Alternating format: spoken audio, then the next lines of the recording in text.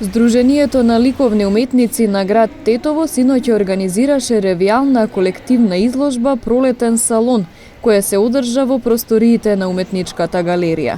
Беа изложени 36 дела во областа на сликарството, вајарството, графика, графички дизајн и фотографија.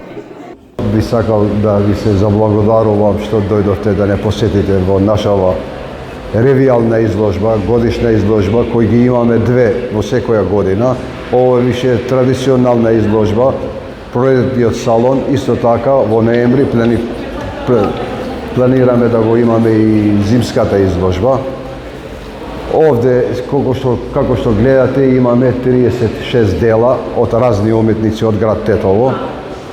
Значи, од разни жанрови, почнувајќи од експресионизам, импресионизам, инсталации, скулптури, цртежи. Можем да се фалим дека ние, како граѓани на Тетово, имаме еден голем број на уметници кои што припаѓаат на здружението. Може да биде негде бројот над 200, па секоја година, благодарувајќи се на Тетовскиот универзитет кој што имаме и ликовниот смер тие со сликарство, вајарство, дизајн, графика и педагошкиот смер, секоја година имаме нови членови на нашата здружение, значи. На оценка колку граѓаните на Тетово имаат достапност до овакви настани од областа на културата и колку ја ценат културата и уметноста?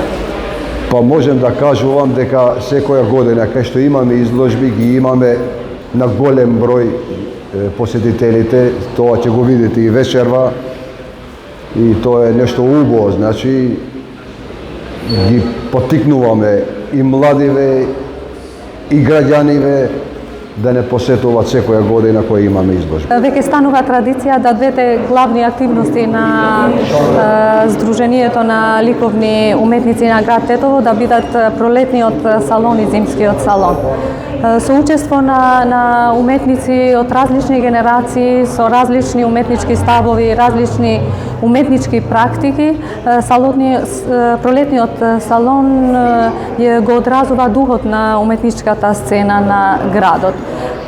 Гледаме дела кои говорат за професионални, успешни обиди на млади творци, кои се во тек на синтетизација на нивните идеи и чувства и сигурно и дела на уметници кои веќе се етаблирани на националната и на меѓународната сцена. Така што убаво е да се посети изложбата и од сите